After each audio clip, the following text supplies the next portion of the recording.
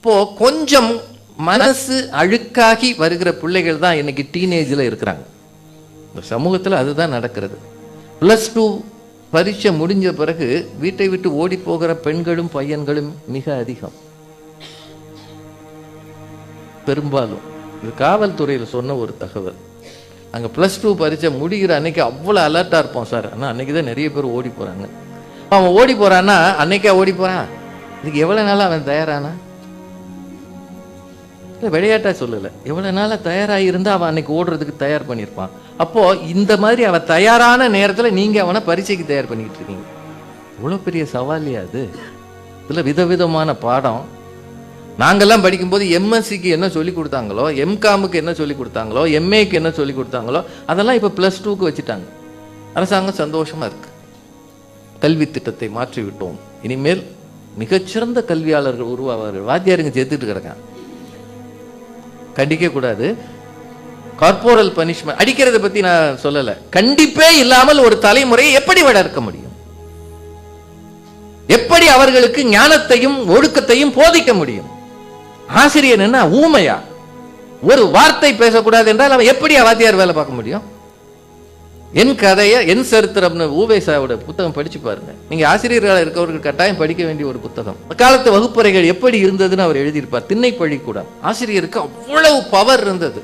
ஒவ்வொரு நாளும் சாயந்தரம் ஒரு பூ பேரை சொல்லி விடுவாங்களா, ஒரு காய் பேரை சொல்லி விடுவாங்களா, அல்லது ஏதோ ஒன்று சொல்லி விடுவாராம் வாத்தியார். அதை போய் அவன் இரவெல்லாம் நினைவில் வச்சு காலையில வரும்போது முதல்ல சொல்லணும். அதுதான் அந்த காலத்து ஹோம்ஒர்க். ரோஜா பூ அப்படின்னு அவர் சொல்லிட்டாருன்னா காலையில வந்த உடனே வணக்கம் ஐயா ரோஜா பூன்னு சொல்லணும். அவன் வந்து சாமந்தி பூண்டானா உதவிடும். கட்டி கையை கட்டி இப்படி தொங்க விட்டுருவாங்க. பூ இந்த விட்டத்தில் அப்படியே தொங்கணும். கீழே மண்ணை பரப்பிடுவாங்க. உப்பை போட்டு முழங்கால் போட வைப்பாங்க. எங்கள் காலத்திலே அது இருந்திருக்கு. கீழே உப்பை பரப்பி, உப்புனா கல் உப்பு, அதில் முழங்கால் போடணும். இந்த முட்டியெல்லாம் அப்படி குத்தும். அடினா அப்படி இருந்தது. இன்னைக்கு அவங்க யாரையும் நாங்கள் தப்பாக நினைக்கலையா? இந்த தலைமுறையில் இருக்கிறவன் பூரா அதுவும் நம்ம வந்து கல்வித்துறை இருக்கு எதுவும் செய்யாது. ஆனால் மட்டும் சொல்லி கொடு, 200க்கு 200 வாங்க வேணும். எப்படி செய்ய முடியும்? கண்ட்ரோல் அடிக்கிறது இல்லை நான் சொல்றது. கண்டிப்பு என்பது இருந்தே ஆக வேண்டும். அதனால் அதை வெளியில சொல்ல முடியாது. இல்லாத நிலையில இவங்க பாடம் நடத்துறாங்கன்னா உண்மையிலேயே உங்கள் சவால் மிகவும் கடுமையானது.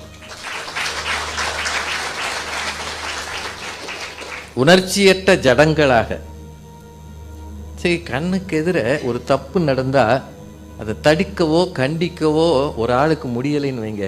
இதை விட கையாலாகாத தானே ஏதாவது இருக்குமா? ஜாடையில பேசிக்கிட்டு இருக்கு ஒரு பையனும் பொண்ணும். அவங்களுக்குள்ள ஏதோ ஒரு ரகசிய பார்வை பரிமாற்றம் இருக்குன்னு தெரியுது. ஆனா ஒரு ஆசிரியையாக இருந்து கொண்டு, ஒரு ஆசிரியனாக இருந்து கொண்டு, இதுல ஆண் ஆசிரியர்களுக்கு இன்னும் பிரச்சனை. பொம்பளை பிள்ளைங்களை கண்டிக்கவே முடியாது. பொம்பளை பிள்ளைங்கிட்ட தனிச்சு நின்று பேச முடியாது. இதெல்லாம் ஆண் ஆசிரியர்களுக்கு கூடுதலான நெருக்கடி இருக்கு. ஏன்னா ஏதாவது ஒண்ணு நடந்தா உடனடியாக ஊடகங்கள் வந்து என்ன சொல்லுது?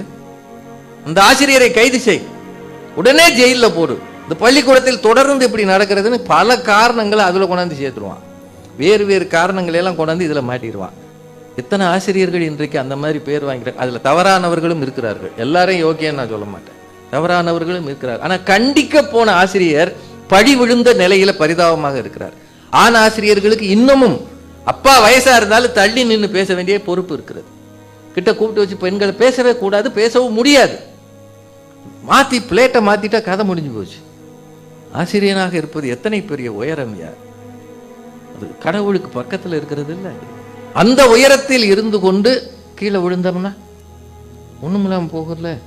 அதனால அந்த பொறுப்புக்கு மத்தியில 2 பேர் தப்பா பேசிக்கிறாங்க, ஏதோ ஒரு பரிமாறுகிறார்கள்னு தெரிஞ்சா கூட நேர்மையாக கூப்பிட்டு கண்டிக்க முடியாத ஒரு பெரும் நெருக்கடி இவர்களுக்கு உண்டு. அது அப்பா அம்மாவை கூப்பிட்டு சொல்ல முடியாது. உங்க பையன் அப்படின்னா, எங்க பையன் அப்படி கிடையாது, நீ தான் அப்படி சொல்ற, எங்க பரம்பரையிலே யாரும் கிடையாதுன்னுவான். உடனே பரம்பரையை கூப்பிட்டுருவாங்க. அதை விட கொடுமை என்னன்னா, அப்படி ஏதாவது நடந்துருச்சுன்னா அது வரைக்கும் அந்த வீட்டுக்கு சொந்தக்காரங்க வந்திருக்கவே மாட்டாங்க. வராத சொந்தக்காரன் பூரா சேர்ந்து வந்துடுவாங்க. என் சித்தப்பா மகனை நீ ஏதாவது செஞ்சியாடா, வாடா வெளியேன்னு பேசுகிற வார்த்தைகள் இருக்கு இல்லையா? ஆசிரியர்களை கூப்பிட்டு அந்த போலீஸ் இதில் வச்சுக்கிட்டு அவங்க பார்க்குற பார்வை இருக்கே, ரொம்ப பரிதாபங்க. சின்ன குழந்தைங்களை அழ வச்சா மடியில் போட்டு சமாளிச்சிடலாம். அடிக்கவும் முடியாது, மடியில் போட்டு தட்டி கொடுக்கவும் முடியாது. ஆனால் பெரும் பெரும் பாடத்திட்டங்களை அவர்கள் தலையில் புகுத்தி வெற்றி பெற வைப்பது இருக்கு இல்லையா, எனக்கு என்னவோ இந்த சவாலை விட இதுதான் மிகப்பெரிய சவால்.